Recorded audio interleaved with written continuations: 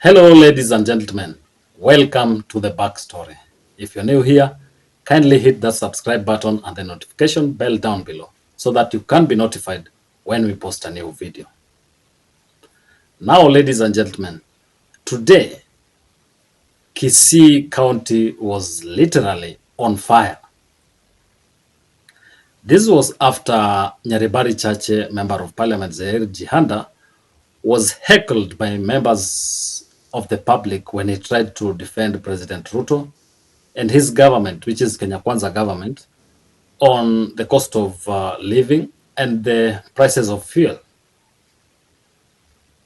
I don't know why Kenya Kwanza government or Ruto's administration is taking this issue of cost of living lightly. It's causing a lot of ripple effect in the whole country. And the earlier they address it, the better. Now, I want you to listen into the video from Kisii.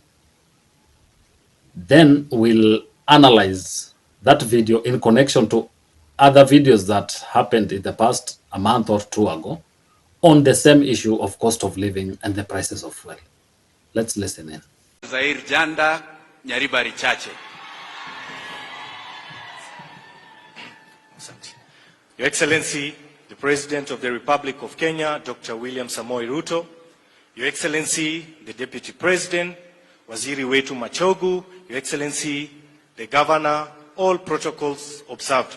Kwa majina ninaitwa Zair Janda, mbunge wa Nyaribari Chache. Mheshimiwa Rais, karibu sana hapa Kisii. Mimi sina mengi ya kusema. Ninataka tu kukuunga mkono.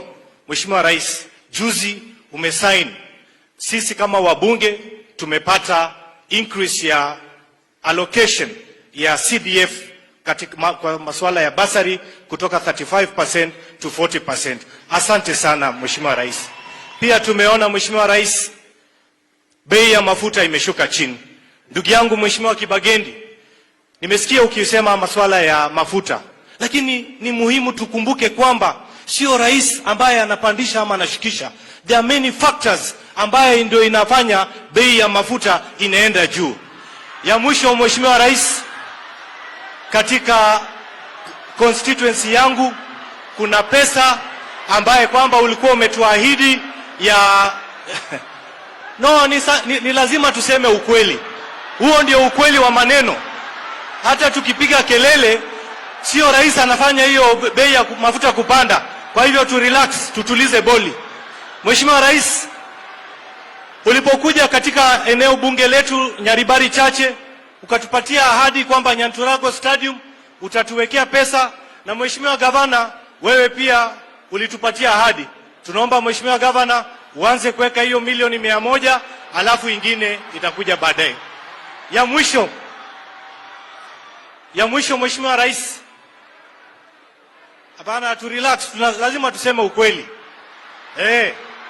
Mheshimiwa Rais, ya mwisho nataka kueleza kwamba ni vizuri na ni muhimu viongozi waheshimu serikali yako na wewe.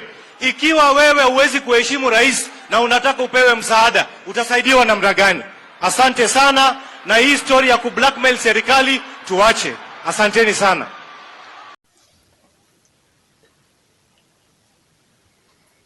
Ladies and gentlemen, Zair Jihanda is a close confidant of William Ruto, and is among the people who worked day and night to make Ruto garner a substantial amount of votes in Kisii.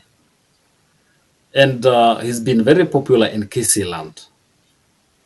But today, according to the video that you've just watched, he was heckled in the presence of William Ruto. Even though William Ruto was not heckled directly, but Zair Jihanda was heckled in the presence of William Ruto when he tried to defend the government and excuse William Ruto from the fact that he's not responsible when it comes to matters of the reduction of fuel prices. So what does that tell you? It tells us that the ground is becoming very hostile for the Kenya Kwanza administration. Out of respect, they could not heckle the president. But the message is home, that Kenyans are no longer buying the lies that are coming from the Kenya Kwanza administration. You know, this is happening like 2 months after CS Chirchir was heckled in Bomet.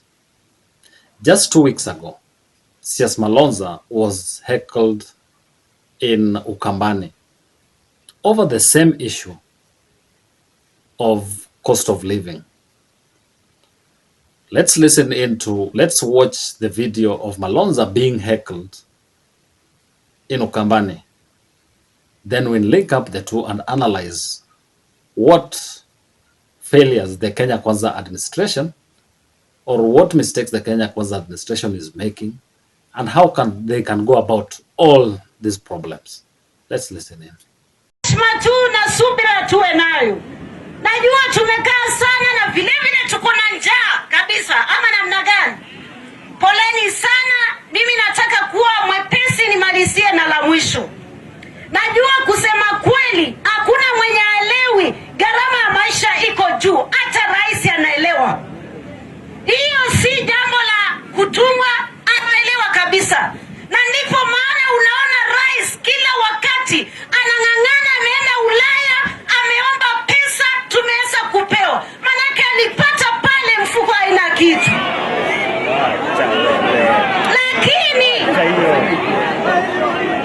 Lakini anaangalia gharama. Ngojea ama siwache niongee. Tumesema subra na heshima, ama namna gani?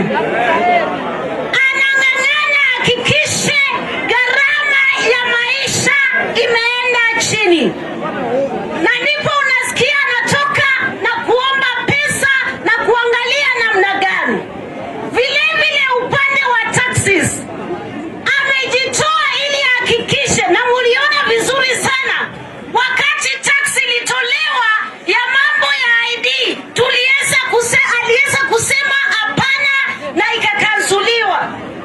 Kwa hivyo hako akifanya bidii na tunajua ataweza kumaliza. Ndugu zangu, simgoje nimalize ama namna gani? Mimi ninaongea mambo matano peke yake ama vipi? Na nimemaliza jambo la tano. Hii serikali na kuambia rais ni yule yule, lazima tusikizane tuone atatusaidia namna gani ama namna gani. Na mimi nimetumwa na nataka nipeleka huo ujumbe wa mheshimiwa Makali ama namna gani. Lakini kidogo kidogo namueleza.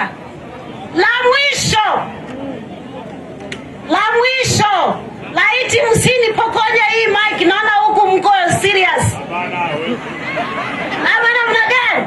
Lakini lisiaitendeka kwa mama, litendeke kwa naume, lakini wa mama tuwape heshima kuu.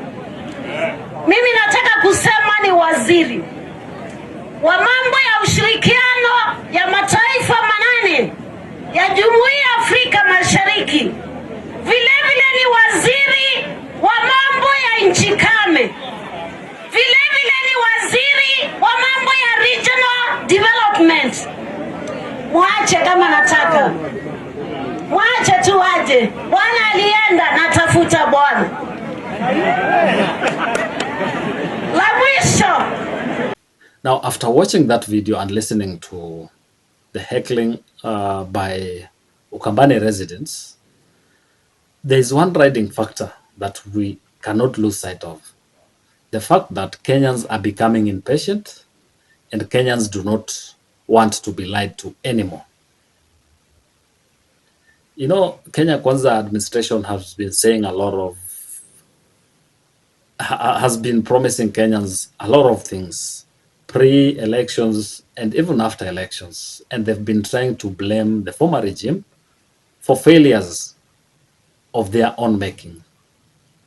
But one thing that Kenya Kwanza is losing sight of is the fact that Kenyans have become more enlightened.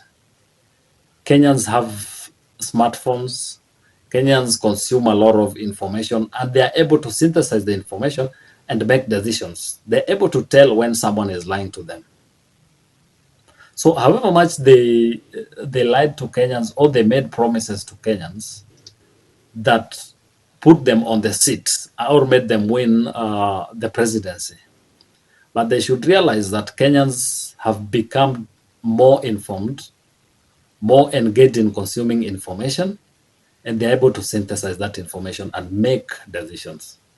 So however much Kenya Kwanza is trying to tell Kenyans that the cost of living will come down and they're blaming the former regime, Kenyans are able to tell that some of the mistakes that are making the cost of living become higher were done by this very regime. Like, let's take for example the finance bill. The finance bill was passed under this administration, and the finance bill affected the cost of fuel, whereby they levied 16% on fuel. The resultant effect is that when fuel is affected, all other commodities are affected, because fuel is a key input in manufacturing, is a key input in almost every sector of the economy. Like, let's take, for example, Kenya Kwanza has been telling us about lowering the cost of fertilizers. Okay, lowering the cost of fertilizers helps in farming and all that. But the key input is fuel. Because Kenya, as long as we're still dependent on rain-fed agriculture, however much we try to lower the cost of fuel, or we try to lower the cost of fertilizer, when we have like changes in the weather patterns, like we have drought and all that, that will not help. Because we don't do mass irrigation. If we are doing mass irrigation that is not dependent on rain-fed agriculture, then we would say, okay, even if we lower the cost of fertilizers, then that will boost our production. But fuel plays a very important role in almost every part of the economy. When it comes to transportation of the products, when it comes to manufacturing of the basic commodities, once fuel prices rises, the other prices of the basic commodities will eventually rise. It affects basic commodities, it affects agricultural commodities because of transportation. Even the guys who are farming using tractors and all that, because right now you can do an acreage or 1 acreage at around 5,000. Initially, 5,000 shillings worth of fuel. Some months back, it was costing like around 2,000 shillings. So the extra 2,000 shillings that is on top of that means will be passed on to the final consumers. So if you're buying a gorogoro of maize at a certain price 2 years back, right now, however much you've reduced the cost of fertilizer, it will still affect the net price of the commodity. So in essence, what the Kenya Kwanza administration need to embrace is the fact that they are getting feedback from Kenyans. And the feedback is negative. The feedback tells them clearly that Kenyans are suffering on the ground. And Kenyans do not want to be lied to anymore by being told about the cost of living coming down, or we are not responsible, or the former regime is responsible. They are the guys who are in power. So they need to sort out, they need to come up with clear policies that will reduce the cost of living. And President Ruto's handlers need to take this issue seriously, because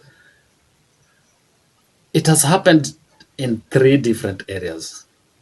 It's happened in Bomet, it happened in Machakos, and today it happened in Kisii. These are areas that are normally considered to be somehow neutral when it comes to political stance. But when you see that such areas have started giving some kind of negative feedback, or that the ground has started to swell in those areas that were considered to be neutral, then something is seriously wrong in the country. So that is something that Kenya Kwanza need to put a lot of attention on. That's my take, guys. I don't know what you think. If you have any feedback that you want to get to us, kindly comment on the video down below, or you can also reach us on our social media platforms. Until next time, guys, adios, amigos.